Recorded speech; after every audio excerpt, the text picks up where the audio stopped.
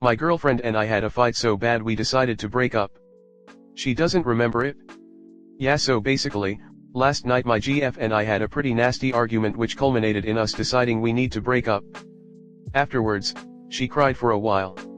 After which I came in and apologized, then wished her luck and told her I'll always care about her, even when we're living separate lives. I cried too. She ended up having a panic attack, hyperventilating, and asking me if she can breathe. I kept reassuring her it's okay, and trying to comfort her even when she wouldn't let me touch her. Afterwards she was almost non-responsive, only answering with occasional nods. Then she had a second panic attack. This time she kept asking me to shut the lights off, even though it was pitch black. She was also asking me why it's so noisy even though it was quiet and 3 a.m. She was begging the noise to stop and eventually started bargaining for me to end her there. I didn't know what to do, so I let her go through the motions while making sure she didn't hurt herself. Eventually she calmed down, so I left her there as I was probably the trigger. She fell asleep, and I sicked around for a few hours. When I woke her up later she was as happy as she usually is first thing in the morning. A little bit confused but otherwise wanting hugs and kisses and attention and whatnot. At first I thought she was faking it in a desperate last-bit attempt, but after asking her about it really seems like she has absolutely no memory of last night. She was just my girlfriend again, like nothing happened. I told her everything that happened, I told her why it happened, and I told her how I feel now. She doesn't remember and is assuring me she loves me and never wants to break up. To be honest, I don't really either, but our fight just got unhealthy.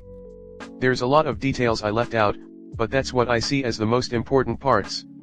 Comment. I would strongly encourage medical or professional help. Not addressing this is begging for it to repeat, and she needs to understand the underlying issues that caused this episode for her own safety and for your mental well-being as well. And if she refuses, maybe get her family involved to help her, as she can't be relying on you solely to be there through this if it were to happen again, especially when you've made up your mind and did not want to continue seeing her before this even happened. Op failed to mention she has bipolar disorder. Essentially she had a psychotic break, and instead of taking her to the hospital or calling her trusted friends/family, he just decided to leave her hallucinating the whole night. Honestly, this is so sad and neglectful. I hope she is able to get the support she needs. When I was unstable I went to a friend's house and slept over and thought I heard them whispering about me all night. I thought I was being a burden to them, so I got up in the middle of the night and left. My friends were obviously confused as fuck about what happened. Sleep demons is not a psychiatric symptom or diagnosis, so it's also not a symptom of bipolar. Sleep paralysis is an independent issue altogether. Hallucination is a potential symptom of bipolar during a durable mood episode. This lady was completely cleared by morning. This was not about bipolar. I'm not a doctor and this isn't a diagnosis, but it sounds like it could possibly be schizoaffective disorder. Some of the symptoms are similar to bipolar disorder, but it also includes hallucinations and psychotic episodes.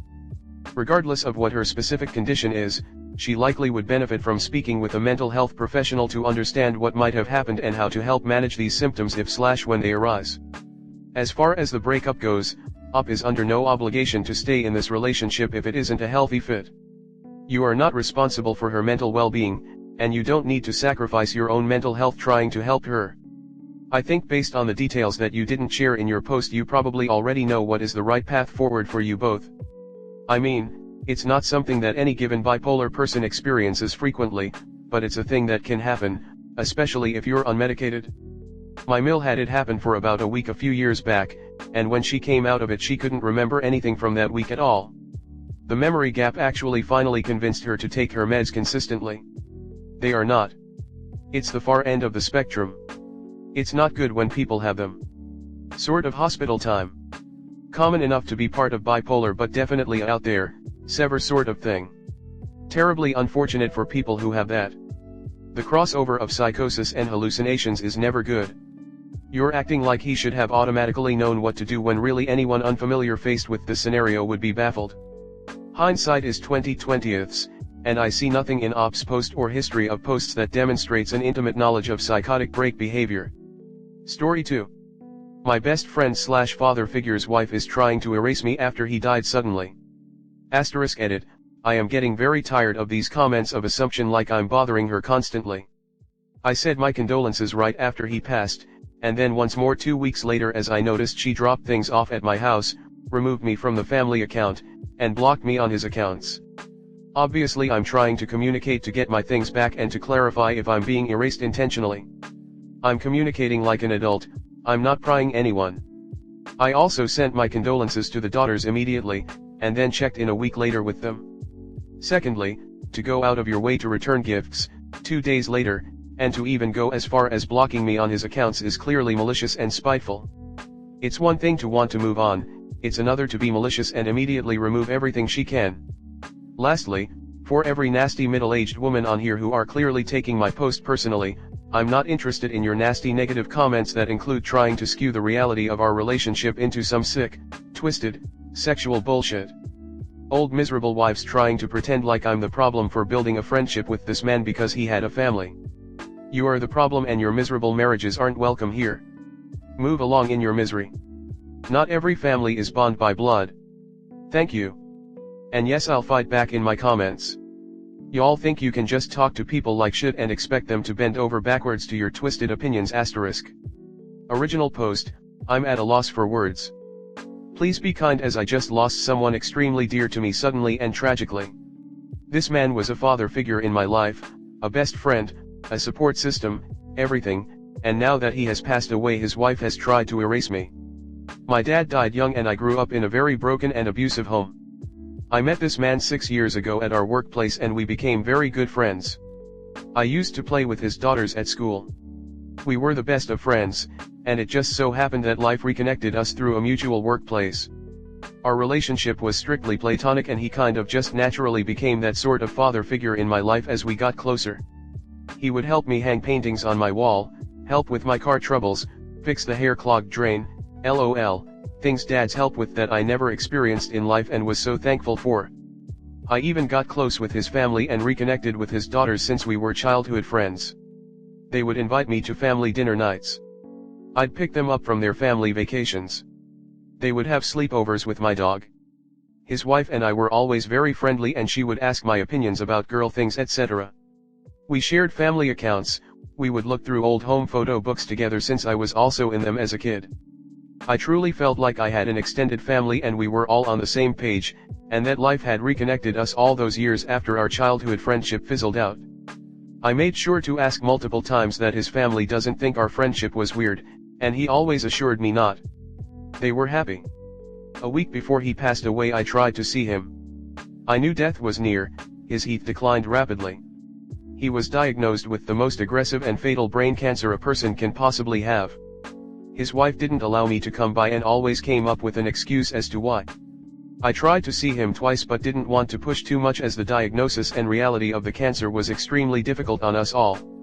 2 days after he passed away his wife dropped things off at my door, such as presents I had gifted him for Father's Day, things of my dogs, random things he helped store in his garage, etc. I found this kind of odd considering he passed away suddenly and tragically, and 2 days later she's leaving stuff on my doorstep without even a message. But, everyone grieves differently so I tried not to think too much into it.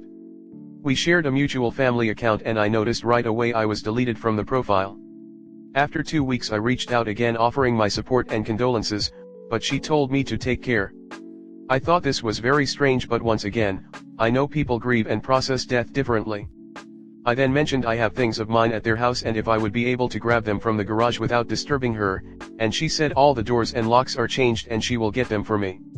I instantly knew something was up after those responses so I quickly went online and saw that she blocked me on his Facebook and Instagram account. I'm in shock.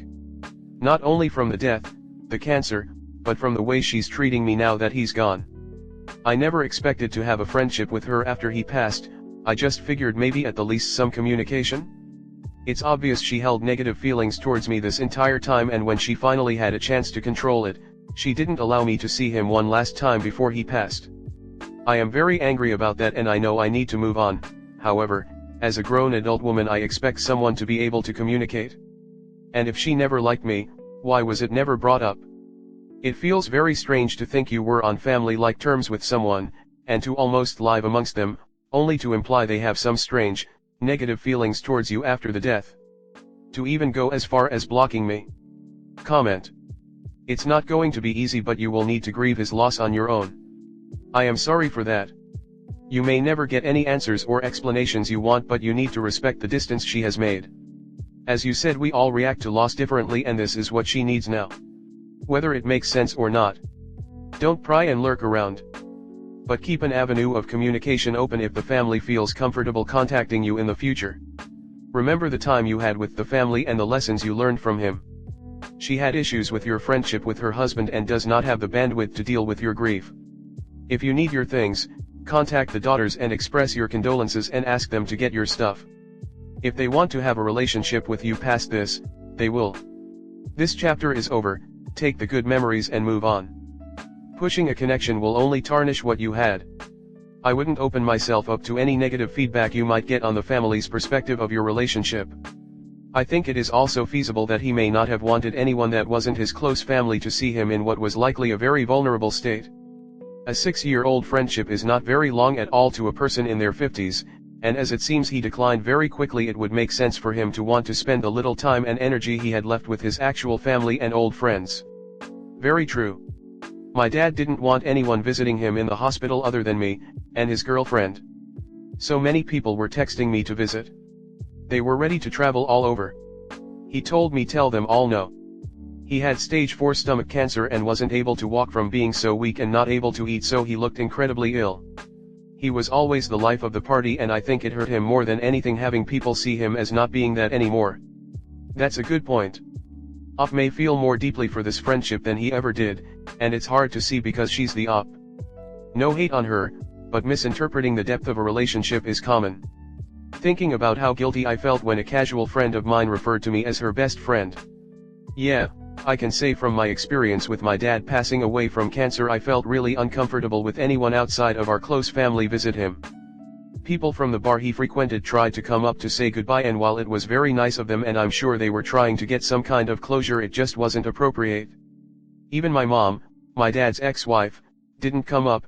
They were friends, but she didn't feel it was really her place.